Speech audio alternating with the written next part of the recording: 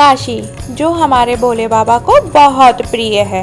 काशी हमारे भारत का दिल है, जहाँ विराजमान विश्वनाथ बाबा सारे विश्व की रक्षा करते हैं, भरण पोषण करते हैं और यहाँ आने वाले हर भक्त के संकट हरते हैं। तो मैं सोनल वर्मा स्वागत करती हूँ आपका इस वीडियो में और आपको इस वीडियो के माध्यम से लेके चलती हूँ बाबा विश्वनाथ की नगरी बनारस में।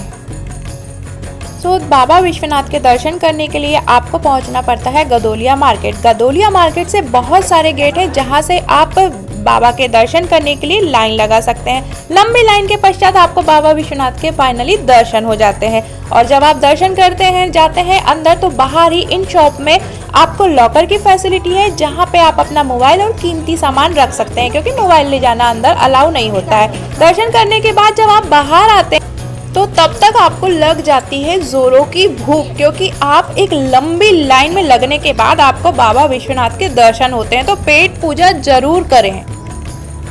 तो चलिए, उसके बाद फाइनली हम लोग पहुंच जाते हैं 80 घाट में। 80 घाट यहाँ से हम लोग करेंगे नौका विहार। नौका विहार करने के लिए नगर निगम द्वारा पर बोट राइट और आपको कितने घाट कवर करने हैं उसके हिसाब से ऑलरेडी चार्जेस फिक्स हैं, जो कि है ये जो आप देख रहे हैं।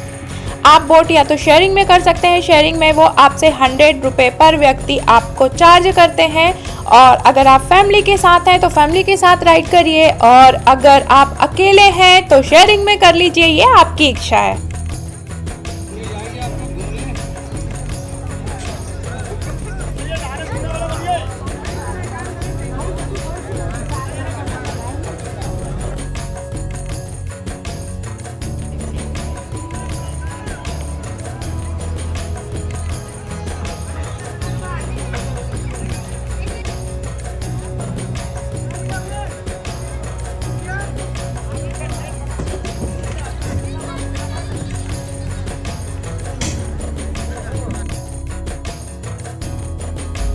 गंगा जी में नौका विहार करने का अपना एक अलग ही आनंद है।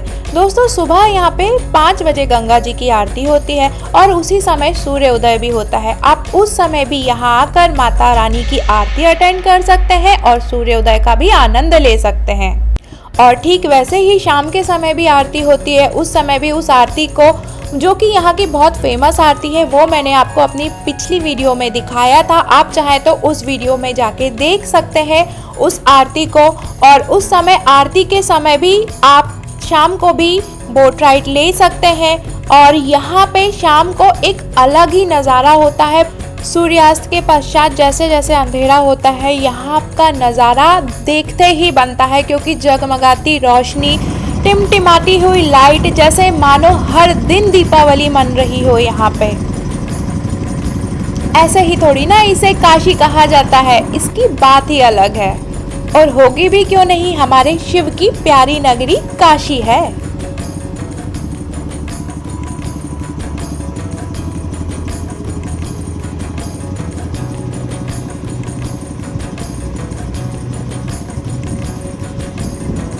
और जब आप नाव में बैठकर सारे घाट के दर्शन कर रहे होते हैं, तो आपको नाव वाले भैया यहाँ की जो प्राचीन कहानियाँ हैं उसे ज़रूर सुनाते हैं। ऐसे ही एक कहानी हमारे बोट वाले भैया ने भी हमें सुनाई थी, तो आप भी सुनिए। किसका वंश था बताओ? मनु का? यह मनु कहाँ का रहने वाले थे? राजा दशरथ का, राम का वंश था। राजा हरिचंद विश्वामित्र के सपने में दान किया। राजपाट, घर, मकान, सोना, चांदी, पैसा दान कर दिया। दान के बाद भोजन, घर में पूजन करेगा, पूजन के बाद भोजन जरूर देना होगा। राजा हरिचंद बोले सब दे दिया।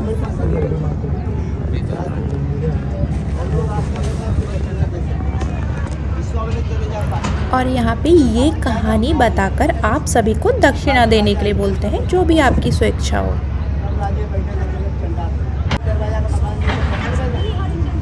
कौन सा वाला? ये सामने वाला, हाँ 3 गेट वाला है ना, पीला वाला, छोटा वाला, वही मकान है। वही राजा हरिचंद बैठ के रोड टेक लेते थे, जितना बॉडी आता है।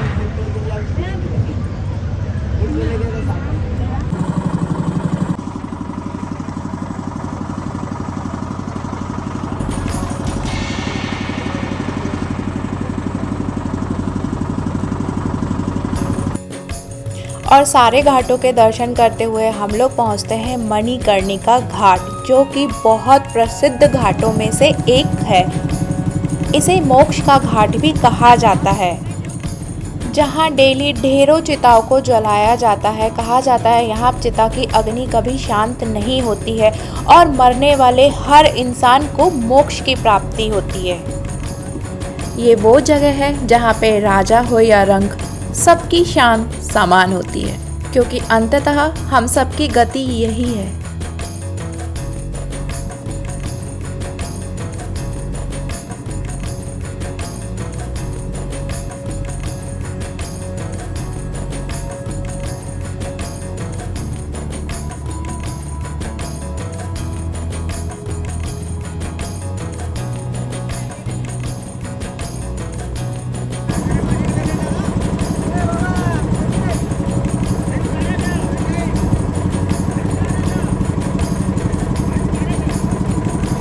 दोस्तों उसके पश्चात हम पहुंच जाते हैं ललिता घाट, जो कि गेट नंबर 1 न्यू कॉरिडोर पर स्थित है। आप चाहे तो नौका विहार करते समय भी नाव वाले को यहाँ उतरने के लिए बोल सकते हैं, क्योंकि यहाँ पे पास में स्थित नेपाली टेम्पल, जो कि बहुत फेमस है, हम पहुँच जाते हैं वहाँ शिव जी के दर्शन करने।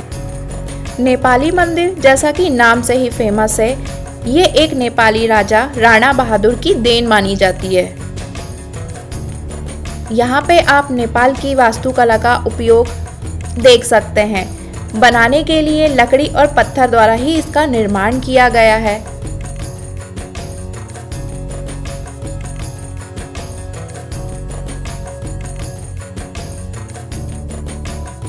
नेपाली मंदिर में दर्शन करने के पश्चात हम यहाँ की गलियों से होते हुए यहाँ की सुंदर चित्रकारिता को देखते हुए इसके बाद पहुँच जाते हैं विशालाक्षी मंदिर। विशालाक्षी मंदिर 51 शक्तिपीठ में से एक माना जाता है। यहाँ पे अंदर मोबाइल ले जाना अलाउड नहीं है। तो बस वहाँ पे दर्शन करने के पश्चात हम लोग यहाँ पे वापस आ जाते हैं रत्नेश्वर मंदिर के पास। ये मंदिर जो आप इसे झुका हुआ 9 डिग्री एंगल पे देख रहे हैं, ये ऐसा ही है और इसके पीछे इसकी अलग अलग कहानियाँ हैं जो बताई जाती हैं। चलिए, और यहाँ दर्शन करने के पश्चात अब हम लोग जा रहे हैं काल भैरव बाबा के दर्शन करने। काशी विश्वनाथ बाबा जिसे यहाँ का राजा माना जाता है और काल भैरव बाबा जिसे यहाँ के कोतवाल कहा जाता है, तो इनके दर्शन के बगैर काशी विश्वनाथ बाबा के दर्शन अधूरे माने जाते हैं। तो यहाँ भी आप दर्शन अवश्य करें। काल भैरव बाबा के दर्शन करने के लिए भी यहाँ पे लंबी लाइन थी, पर हमें उतनी लंबी लाइन नहीं मिली थी, तो जल्द ही हमें बाबा के दर्शन हो गए थे। काल भैरव बाबा के दर्शन करने के पश्चात वापस हम लोग पहुंच जाते हैं गोदलिया मार्केट। तो दोस्तों ये था मेरा बनारस की यात्रा, और मुझे नहीं लगता है कि 1 या 2 दिन में हम पूरा बनारस घूम सकते हैं।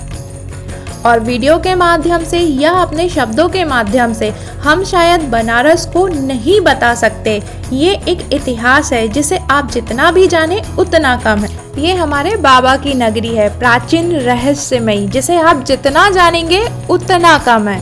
तो इसी के साथ मैं इस बनारस की यात्रा के इस वीडियो को करती हूँ यही समाप्त। दोस्तों अगर आपने मेरी वीडियो को यहाँ तक देख लिया है तो प्लीज कमेंट करके जरूर बताइएगा कि आपको वीडियो कैसा लगा, और चैनल को सब्सक्राइब जरूर करिएगा अगर आप पहली बार मेरी वीडियो देख रहे हैं तो भी, और कर लिया है तो उसके लिए धन्यवाद। तो अब मैं आपको मिलूंगी अपनी नेक्स्ट वीडियो में किसी नई जगह को एक्सप्लोर करते हुए। So please do like, share and subscribe. Her her Mahadev.